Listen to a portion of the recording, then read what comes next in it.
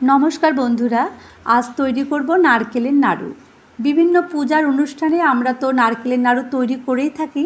ताछाड़ा कखनो यदि नारकेलेर नाड़ू खेते इচ্ছে करे झटपट खूब सहजभावे किभाबे सादा धबधबे नारकेलेर नाड़ू तैरी करे निते पारबेन सेई रेसिपिटी आज आमि आपनादेर साथे शेयार करब।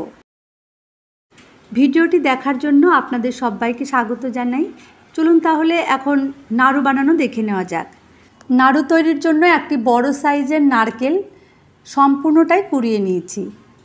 एबारे एगुलो आमि मिक्सिते पेस्ट करे नेब। पेस्ट करे यदि नाड़ू तैरी करा जाय सेई नाड़ूगुलो खूब भालो किन्तु मसृण हय।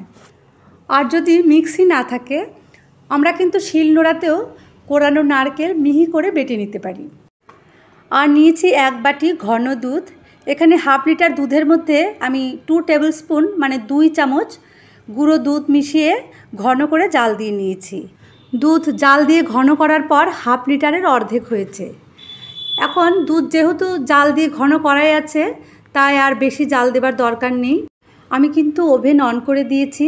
কড়াইয়ে দুধ দেবার পরই মিহি করে পেস্ট করে রাখা নারকেলগুলো দিয়ে দিলাম। যদি আপনাদের দুধ আগে থেকে জাল দিয়ে ঘন করা না থাকে সরাসরি কাঁচা দুধ দিয়ে যদি বানাতে চান তাহলে আগে কিছুটা পরিমাণে গুঁড়ো দুধ দিয়ে দুধ ভালোভাবে ফুটিয়ে ঘন করে নেবেন, তাহলে কিন্তু নাড়ুগুলো খেতে ভালো লাগবে। আর যদি গুঁড়ো দুধ হাতের কাছে না থাকে অসুবিধে নেই, যে কোনো তরল দুধ দিয়ে কিন্তু বানিয়ে নেওয়া যাবে। নারকেল আর দুধ এবারে একসঙ্গে 2-3 মিনিট ধরে খুব ভালোভাবে ফুটিয়ে নেব। নাড়তে নাড়তে যখন দেখবেন সামান্য ঘন হয়ে আসছে তখন চিনি দিয়ে দিতে হবে। আমি 1 কাপ চিনি দিচ্ছি। এখানে 200 গ্রাম মতো চিনি আছে। মিষ্টি অবশ্য নিজেদের স্বাদ অনুযায়ী দিতে হবে। যদি কম মিষ্টি খেতে চান তাহলে চিনির পরিমাণ কমিয়ে দেবেন। আর যদি কেউ দুধ দিয়ে নাড়ু তৈরি করতে না চান তাহলে শুধু চিনি আর নারকেল কোড়া দিয়েই কিন্তু খুব সুন্দর সাদা ধবধবে নারকেল নাড়ু তৈরি করে নিতে পারবেন।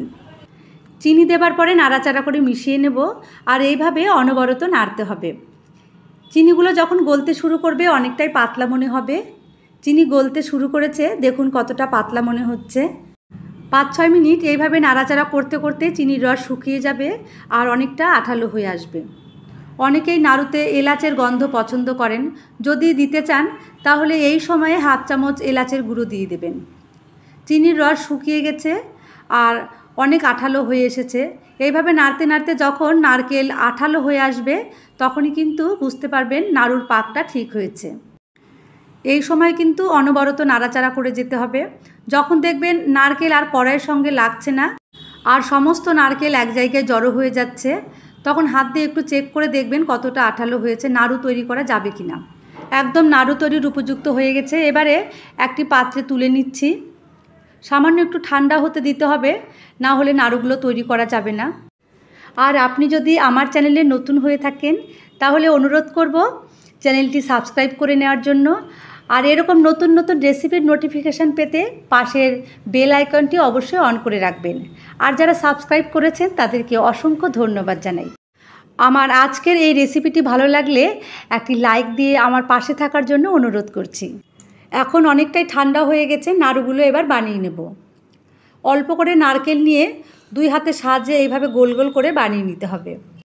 নাড়ুগুলো আপনারা নিজেদের পছন্দ মতো ছোট বড় করে বানিয়ে নেবেন। আমি খুব বেশি বড় করছি না, আবার খুব বেশি ছোটও নয়, মাঝারি সাইজ করে বানিয়েছি। সামনেই আমাদের প্রচুর পূজার অনুষ্ঠান আছে। আপনারা কিন্তু এইভাবে নারকেলের নাড়ু তৈরি করে ঠাকুরকে নিবেদন করতে পারেন। এই রেসিপিটি যদি আপনাদের সামান্যতম উপকারে আসে তাহলে আমি নিজেকে ধন্য মনে করব। আপনাদের কেমন লেগেছে আমাকে কমেন্ট করে জানাবেন। সবাই ভালো থাকবেন, সুস্থ থাকবেন।